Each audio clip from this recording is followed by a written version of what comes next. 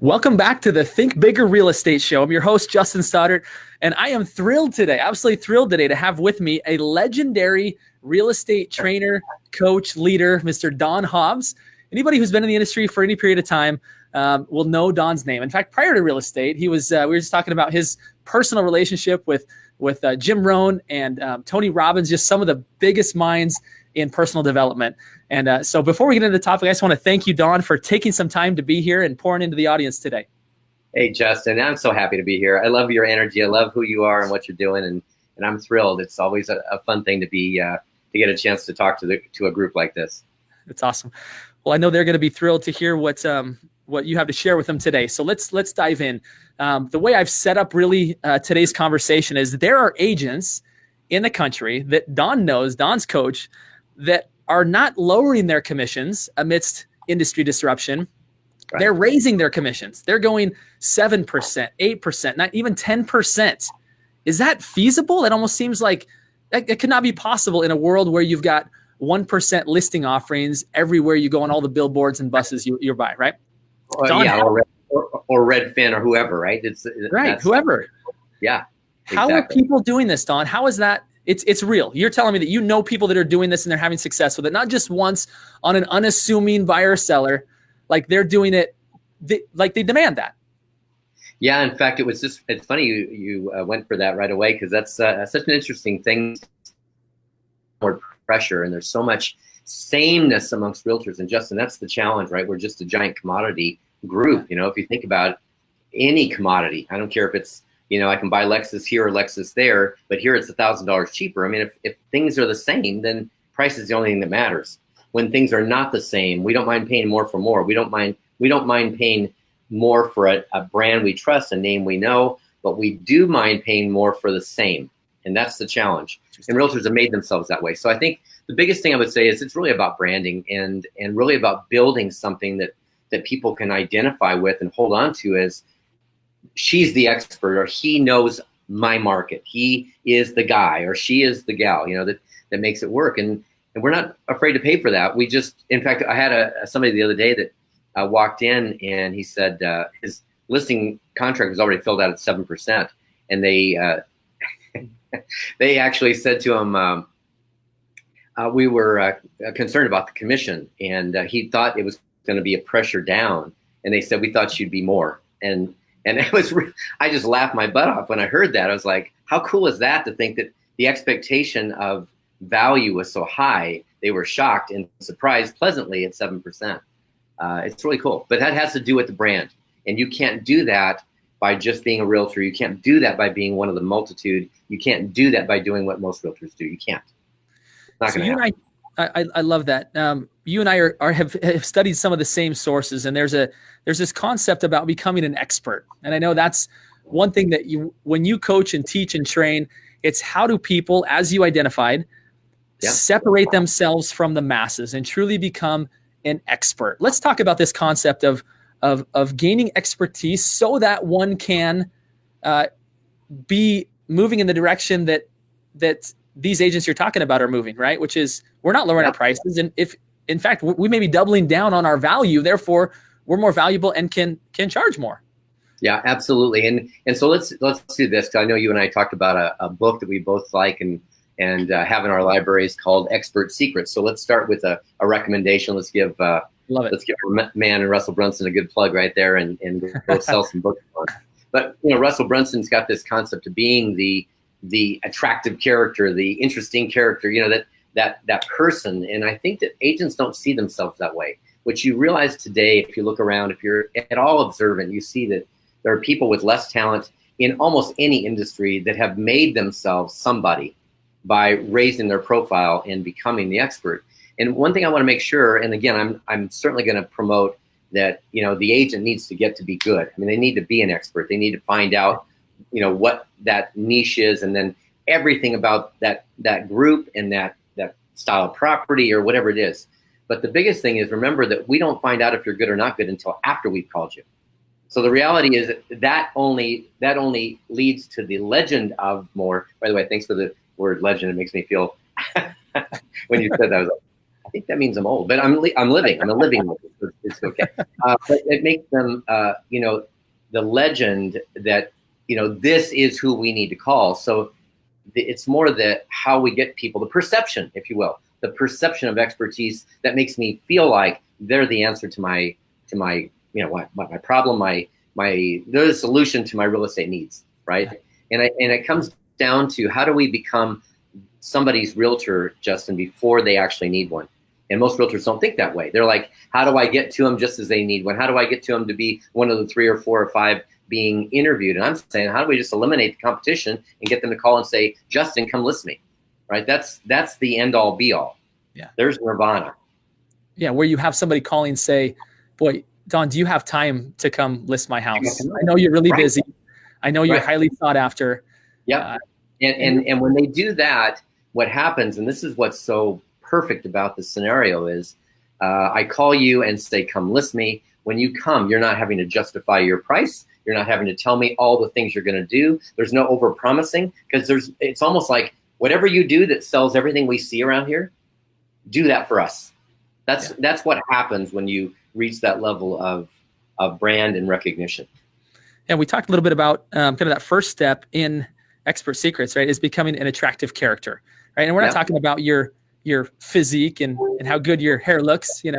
It's really about taking on a persona and taking on this level of expertise, this leader role, right? To where people know that you can get them from where they are to where they want to be. And you've positioned yourself over time repeatedly to where people recognize that if I'm here and I want to be there, then Don is the one to get me there, right? That this agent is the one to get me there. And you become this attractive character to them, that you're the missing link in the story that I want to create. Yeah, that's awesome. Chris, I don't know who Chris is, but Chris Angel. Yeah, Chris Angel. Yeah, Chris is validating what I like, the way I introduce you, and Chris is the real deal. So there you go, Don.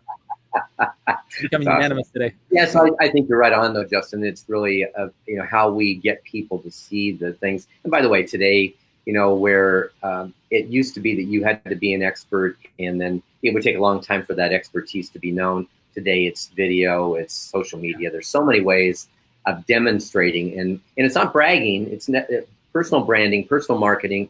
Any of this that we're talking about, becoming that expert, is not about bragging and boasting. It's really about demonstrating value. It's about demonstrating who we are. And then it's about presence. How often, if I see you a lot, you must be, good. If I see you a lot, you must be a pro. You must be whatever. I mean, if I see you a lot, then the mind says, there's my solution, right? Mm-hmm. Must be the answer, because it's an answer for a lot of people. And so that's what we're trying to build, is that impression, that perception. I love it. So the other thing discussed in this book is moving to a cause, right? Being cause-based as opposed to just doing a profession, but of like actually having a mission-based or cause-based. How do you see that show up, Don, in people that you coach when they take on real estate in a different way, where it's it's less about, I do this for a living, but it becomes more of a mission and a cause? Have you seen that? And I'm sure that's kind of part of what you coach and teach people to do. It is. Right now we're working on a very cool campaign with somebody about their faith-based in the things that she does, that just, like, they just see her as such a giver. They want to give to her. And that's so powerful. But I remember, I'll tell you a fun story. I'm driving through the city streets of Denver, Colorado years ago. Some people have heard the story because it's an old one, but I'm driving through the city streets on my way to a seminar, and on the way, I passed this guy on the street who's holding a poster board that says, "We'll sell real estate for food." That's the real deal. It's not a joke, right? But I'm passing him on a busy street. I can't stop, but I'm thinking, I'm going to a seminar to try and find that guy who's willing to put themselves out there and do wacky stuff and really grab attention, right? I wanted to stop and go, "Who are you?" So I get to the group, and I'm querying about this guy, and of course nobody likes him. Oh, that guy, he's degrading our industry. It's horrible, blah blah blah. So about 3 weeks, none of them know the story though. All they do is rag on him and just hate him, right? And which is what happens when you're unique. And so 3 weeks later in the mail, I get this newspaper, which is the Cherry Creek the local, not the Denver Post, but the localized, rag newspaper. And on the front cover of the whole newspaper, there's this guy's picture, top of fold, right, which is prime real estate, and it shows the picture of this guy in the article on page 4, full page article. And of course, when you read it, two things are true. One is you can't buy the front page. Two, you can't probably afford to buy a full page article. And yet this guy had it. And when you read the article, it was about him pledging to donate 10% of his personal commissions to the food bank of the Rockies. So he, in fact, sells real estate for food. Brilliant, right? In an upscale market. Brilliant. Allison, the love of my life, she's got her condo Contessa, and in that she gives 5% to Austin Angels, which is the foster kids. And so that's a big part of her campaign. Or, by the way, the charity of the client's choice. So Austin Angels or your choice, right? So we're finding more and more people going that direction. I think it's a great way. You look at Whole Foods, you look at Tom's Shoes, you look at so many companies that have really become conscious and are really moving that direction. I think it's absolutely, even Amazon, by the way, has a program for doing that. So I think it's powerful. I do too. When you move, like you described, like from being an agent to being mission-based, cause-based, it's powerful. The other thing I want to touch on here is about creating a new opportunity, right? That's something else that Russell Brunson discusses in his book, Expert Secrets, is not just having, I also help people negotiate, right, a buy or a sale, but creating a new opportunity. And I want to set this up with a story that I shared with you. I was with an insurance agent earlier this week, and he told me the story that he and his family are preparing this to go on this trip of a lifetime to Europe. They're going to see Stonehenge. They've got all these places they want to see. And he thought to himself, I'm a smart guy. I've got access to the internet. I'm going to do the research. I'll book all, the trip, and I'll figure it out. And he said, I went online and there was so much information that I got lost. And he said, I got overwhelmed because there's so many reviews and so many options. And he said, I finally decided I need a travel agent. I need somebody to help me. And I think in today's world, sometimes we use travel agencies as being a prime example of an industry that got disrupted and they are no more. And that is true of the masses, right? Those that didn't follow Don's advice of standing out and becoming an expert and being unique. They did what everybody else did all the way down until there was no margin, there was nothing left. Whereas some of them created this profitable niche. And now people go to the internet and it's not a shortage of information, but it's a shortage of an advisor, right? Helping them interpret that information and make good decisions with it. Let's compare that to real estate, Don, as maybe the new opportunity that's out there that will help these agents start to take on this role of expert and be able to be more valuable to their. Yeah, it's great, Justin. Great topic. So I've always talked about the fact that you need to be different. You have to stand out. And so, there's the guy on the street corner, and that stands out, right? There's things that you can do that make you that way. Most people don't have the creative mind for it. They're so busy following the followers. And by the way, don't follow realtors. They're primarily broke. I mean, it's like that's not where we want to follow. We want to think outside that box. And so to your point, one of the things that I've noticed is we have to get people to start finding their niche market. And it's so counterintuitive because we think that by going after something specific, we're going to lose the masses. And I'm always joking with them. Last night I did a talk and I said, you imagine that you're going to lose all this market like you had any of it. It's, what I'm saying, it's kind of like they imagine all the 3 deals they would have lost instead of the massive amount of influence they can have in one arena. And, I have one of my old friends, Alan Dom, was like Allison focuses on condos in downtown Austin, but Alan was in Philadelphia, and the Condo King was his moniker, his slogan. And, literally in one building, Justin, I've never heard anybody else do this. In one building out of 53 listings taken, 52 were his in a whole year. So he had 97% market share for that year. And of course, then it was expandable to the next building and the next building and the next building, right? So what happened is he had, 97% and 76% and 57%. I mean, as he kept stacking on buildings, he did 1,200 transactions a year. He's probably higher than that now. But the bottom line is it's all that niche playing. And if you were to talk to him, in fact, Nara did an article on him a few years back. And what he said was, I get offers all the time to do all kinds of real estate. People all over Philadelphia call me, but I don't take anything that's not condos. And I refer that out, take the split commission, and I stay focused. And realtors are so busy looking, searching, seeking, trying to get the next deal, that they'll go any place, do anything. They got a listing 40 miles that direction, 20 miles that direction, a buyer they're running around town that direction. I mean, they're so desperate. Get out of the scarcity mindset, focus on one thing, really get known for something. There's your expertise, by the way. And in that, do you think he can charge more? I mean, do you think he can walk into a condo and charge 10%? I guarantee he can. So again, this is where we start to really separate what the normal agent does from the rock stars. I love what you've said, Don. That's a really powerful example, in that there's an opportunity cost every time we say yes.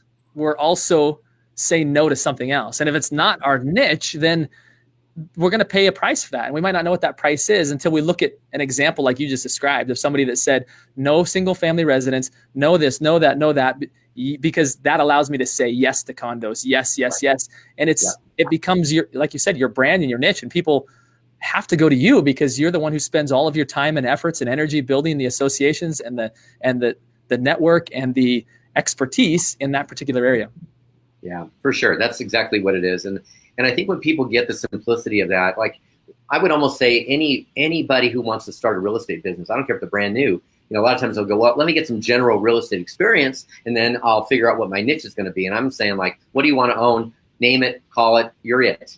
And like what made the condo king the condo king? Had he ever sold a condo? Had he sold more condos? It's like, it doesn't matter. You claim it, it happens, and then it's self-proclaimed, right? It's self-sustaining. So I think for all of us, we just need to say that's almost a first step. Identify the market. When I do seminars, I kind of identify it differently, and I actually give them an avatar avatar questions to really get into, like, who am I looking for? But this is really the essence of today success, because you're right. There are way too many agents out there, and just like the travel industry, we are being thinned out. And there's the haves and have-nots, and the haves are doing the smart things, and it makes sense, but it's so counterintuitive, and so if you're fear-based, it's going to be real hard to let go and really succeed at the highest levels. Well, Don, I think that's maybe a perfect segue into the fact that you're coming to Portland, Oregon. And so yes, if you're in Oregon, the state of Oregon, Washington, any of the nearby states, you're going to get to hear Don give a presentation called The Brand of You. I've been asked, and I feel super honored to MC the event. I'm excited to have you spend an hour going into depth on kind of what we've just scratched the surface on, really helping agents identify how to build this brand to where they really stand out in the marketplace. And they don't have to be fearful of, do I keep lowering my commissions and have a race to the bottom, but creating such value that their clients are surprised when their prices aren't higher. Like, what a great place to be. And what valuable information are you going to share with people? I'm so excited to hear more. Well, I'm super excited too, and I'm glad you're going to host it. I can really wait to get your energy and mixed in with that. It's spectacular. We'll have a great evening. As I remember, it's kind of an evening event.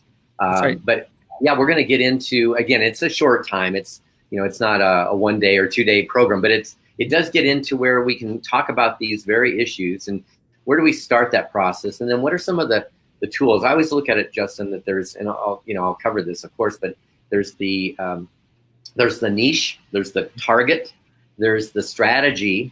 How do I get to them? What does that look like? Then there's the tools, and then there's the execution. And unfortunately, what most agents get hung up on is the tools. I'm doing direct mail, I'm doing email, I'm doing social media. So what? To what end? With what focus? With what purpose? With, like, how do you know if it's a good post or a bad post? Based on what? Well, you don't know your target market, so how would it be based on anything?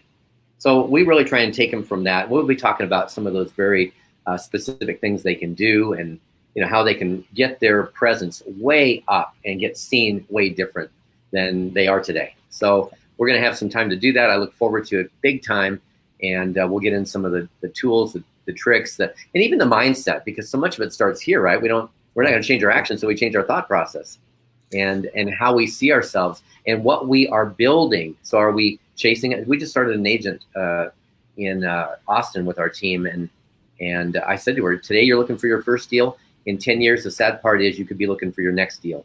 And if you do it right, you won't have to worry about that. And if you do it wrong, you'll be looking for your next deal, or you won't be here. Yeah. right? Does that make sense? Yeah, absolutely. Yeah, that's where we're going to take people. So I'm excited about it. I'm really pleased, and I agree with you. Anybody that's within driving distance, come down, because it's going to be a fun event. We're going to be in a cool place with some cool cars, and there's I don't know, it's an auto collection. I think it's an auto showroom, but it's, you know, awesome. Who knows? We're going to see Mercedes and Ferraris and all kinds of fun stuff in there, and we're going to have a little Don Hobbs time. We're going to have a little Justin Stoddard time, and I think it'll be a really fun event. It'll be awesome. Well, I love what you shared about the mindset piece. That's really the premise on which Think Bigger Real Estate is about, is that there's so many tactics out there that people get lost. I've even spoken with some of my closest friends and clients, and they're like, Justin, it's almost overwhelming how many things there are that you could do to generate business as a real estate agent. And so I have to think it's not about the how to, it's not about just the skill set. It's also about the mindset. Yes.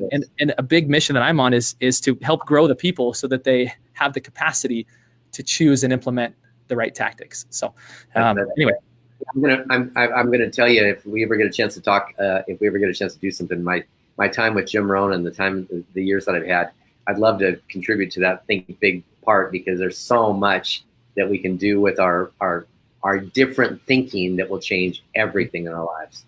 So I love what you're doing. It's fantastic. Thanks for even including me today. Yeah, no, it's been a total pleasure. And I'll tell you, Jim Rohn, between he and Stephen Covey were probably, I credit them for getting me down a path where I fell in love with personal development, and I fell in love with bringing it to other people. So I'm so excited that, like, I'm now just one person removed from the late Jim Rohn, which is exciting. And I can see much of the inspiration that he brought shining through in you. So thank you again for your time, my friend. What a joy this has been. I can't wait to meet you in person. And we've got a lot of great people here that have said some great things. Again, Ann Stewart said, Don is the expert on this. I've learned so much from him. And such a great person and producer. Ann, that says a lot. And then again, Chris Angel, that's why you're a legend. You've taught this for so long, and this is how human nature works. Thank you so much, Chris. Maybe we can convince you to make a trip to Portland and come be with us at this event. So anyway, thank you everybody for your comments, and there have been others as well. And I want to thank everybody for tuning in to the Think Bigger Real Estate Show, where my mission again is to help grow you so that you can grow your business. So thanks again, Don. It's been a pleasure, and I look forward to our next